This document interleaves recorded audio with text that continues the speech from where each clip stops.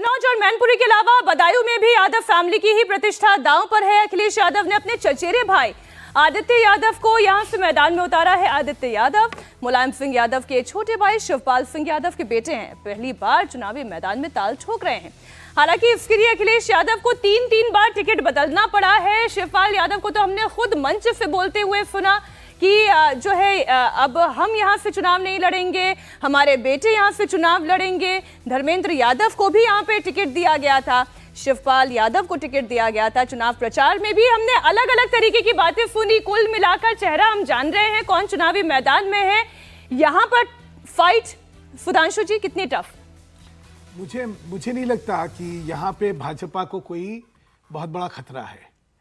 ठीक है, उनके परिवार के आए हैं, शिवपाल यादव अपने हैं, बदायूं का एक समीकरण लोगों को लगता है, लेकिन वहां पे फिर जो मैं कह रहा हूं, हमेशा की तरह वहां पे मतों का विभाजन जो है वो एक बड़ा कारण है, जिसकी वजह से बदायूं सीट जो है भाजपा के पक्ष में जाने वाली है। वहां पे जो मुस्लिम समाज में भी एक विभाजन हो रहा है वहां पे, जिसके बल पे ये जो है ये बहुत आसान नहीं, ये जो आपने कहा मुस्लिम समाज में विभाजन हो रहा है, उसका कारण बता रहा हूं। बीएसपी की तरफ जा रहा है। हाँ, उसमें एक धड़ा जो है वो बीएसपी की तरफ जा रहा है। और क्या हुआ है यहाँ पे कि प्रत्याशी को लेके इतनी लास्ट मिनट तक ये चलती रही, ये लड़ेंगे वो लड़ेंगे शिवराज, तो उस वजह से वहां पे जो है वहां पे इस सारी चीज को पसंद नहीं करा गया है। इसलिए बदायूं जो है लोग तो मतलब सापा वाले तो जो भी माने, लेकिन मेरा अपना मानना है कि ये सीट जो है भाजपा के पक्ष में जाने वाली है। अनंत जी, मतदाताओं को कंफ्यूजन पसंद नहीं है, क्या ये भारी पड़ेगा? देखिए, भ्रम तो कहीं अच्छा नहीं होता।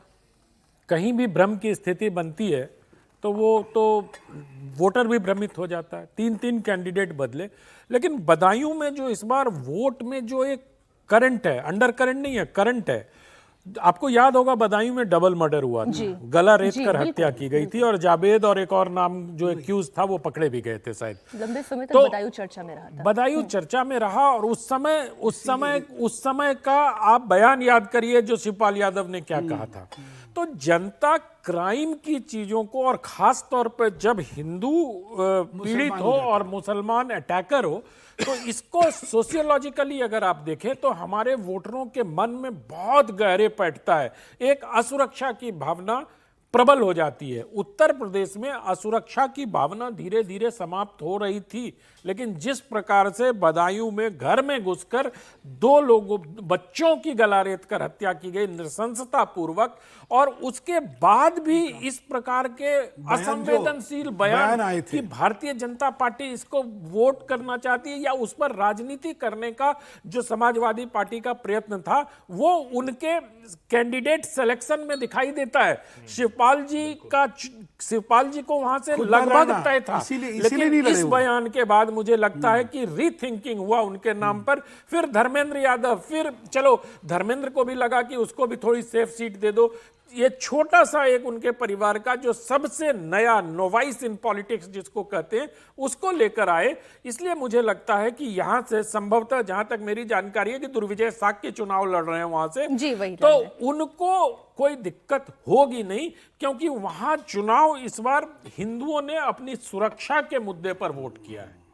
ध्रुवीकरण जो है वो इसीलिए है क्योंकि वहां पे योगी जी जो हैं आज वो सुरक्षा का प्रतिबिंब बन गए हैं। नहीं, इसमें कोई दो राय नहीं है। और जो जिसको कहते हैं ना कि वहां पे क्रिमिनलिटी का जो एक सिंबल बना हुआ है, वो वहां का वो हुआ था, वो किस्सा जो वो क्रिमिनलिटी का एक सिंबल बना हुआ है। ये केवल बदायूं की बात नहीं है। मैं तो जौनपुर में होकर आए, मैं गाजीपुर होकर आए, आप उत्तर प्रदेश की जितनी सीटों पर चले जाएं, वहां पर सुरक्षा मतलब योगी आदित्यनाथ इतनी क्लियर, बिल्कुल बुलडोजर पे मैं कुछ नहीं बोलूंगी। मैं इसलिए कहूंगा कि वहां पे ये सुरक्षा मतलब योगी का बुलडोजर, कि जो कानून अपने हाथ में लेने की हिम्मत करेगा ना, उसको फिर ऐसा सबक मिलेगा कि उसके यहाँ बुलडोजर चलेगा। नहीं, एक रेडी पर अपना ठेला लगाने वाली महिला से लेकर किसी मल्टीनेशनल में काम करने वाली, गाड़ी से चलने वाली महिला तक एक ही बात कहती है कि हम सुरक्षित महसूस कर रहे हैं।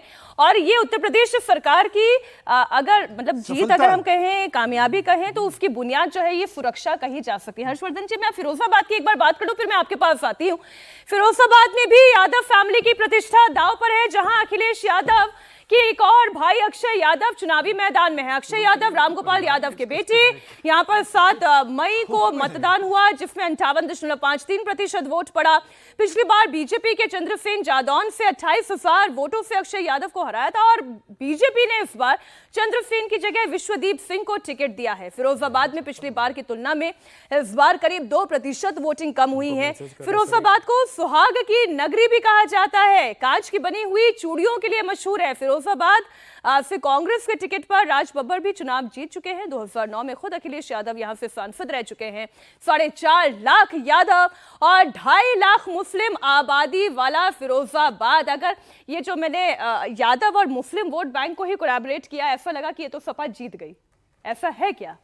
देखिए, ये हम लोग टीवी पर बात करते हैं और सचमुच ये अजय जैसा समीकरण दिखता है, लेकिन बिहार का 2019 का यही समीकरण था और एक भी सीट उस MY समीकरण वाले राष्ट्रीय जनता दल को नहीं मिली थी।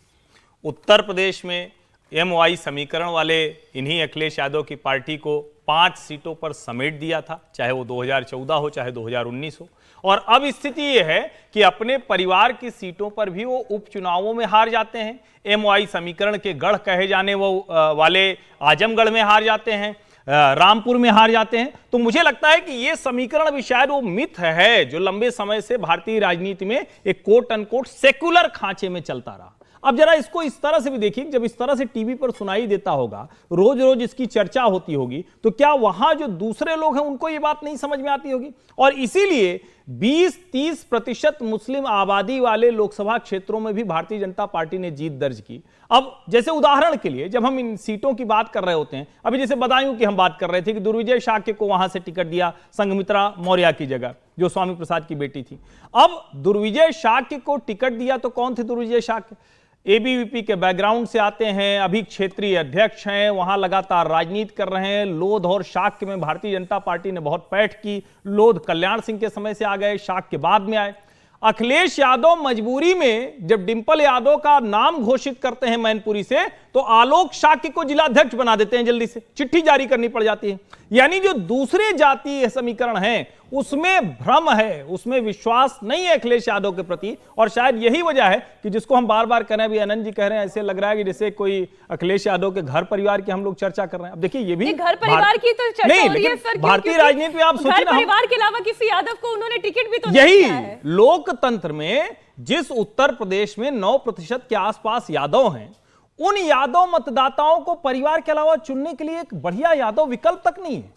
आप सोचिए जरा इसको, क्या यादवों के बीच में नहीं जा रहा होगा? और जब डॉक्टर मोहन यादव लखनऊ, आजमगढ़, दूसरे राज्य के हिस्सों में जा रहे होंगे, तो किसी को नहीं लग रहा हो कि यार ये मोहन यादव तो मुख्यमंत्री बन गया और हम तो अभी भी वहीं जस के तस हैं। तो मुझे लगता है कि ये भी एक चीज है जो अखिलेश यादव के खिलाफ काम कर रही है, जिसको वो समझने को तैयार है। कल ही मोहन यादव जी हमारे साथ इंडिया टीवी के ही मंच पर जुड़े। उन्होंने कहा कि मीनाक्षी जी, आप ये समझ लीजिए, ये परिवारवादी पॉलिटिक्स को जनता बहुत अच्छे से समझ गई है। अब ये कह देना कि यादव फैमिली को ही वोट करेगा, ये नहीं होने जा रहा। मैं भी तो यादव हूं, उन्होंने बोला। मीनाक्षी जी, एक बड़ी मजेदार चीज है, अगर आप ये जात की पॉलिटिक्स को थोड़ा सा इसका विश्लेषण करें, आप सब जानते हैं। देखिए, इसका चरम सीमा पे कब आई? जब मंडल कमीशन जो है वो लागू हुआ 1990, और 90 से 2005 तक इस राजनीति ने हिंदुस्तान की राजनीति को इस पे अपना प्रभाव छोड़ा। तब लोग ओबीसी की तरह वोट करते थे मंडल के होने की वजह से। लेकिन फिर क्या हुआ? ओबीसी समाज ने देखा कि इसका फायदा सिर्फ एक जात विशेष को हो रहा है। बिहार में लालू हैं, उनकी जात को और उनके परिवार को हो रहा है। यूपी में उनकी जात और उनके परिवार को हो रहा है। तो ये जो बड़ी आइडेंटिटी थी ना ओबीसी की, ये टूटने लगी। फिर लोग अपनी अपनी जात में वहां पे चले गए। वो निषाद हो गए, कुर्मी हो गए, कोयरी हो गए, लोध हो गए। इसलिए टूटे क्योंकि उस बड़ी आइडेंटिटी का फायदा नहीं आया और हो गई। अच्छा, यूपी का परिप्रेक्ष्य, हम जात की गणित बहुत बैठाते हैं। मतलब हर चुनाव में हर जना वहां का जातीय समीकरण के ही हिसाब से। बट हम एक चीज भूल रहे हैं, यूपी में लॉ एंड ऑर्डर के बाद, और सही या गलत, ये जो गुंडाई है, गुंडाई से एक क्रिमिनलिटी से मुसलमान का नाम एक जुड़ा हुआ था। और जिस सख्ती से गुंडाई को, जिस एकाग्रता से इस गुंडाई को योगी जी ने लड़ा है और खत्म करा है, उसकी वजह से जात में जो छोटा छोटा बटा हुआ सारी राजनीति थी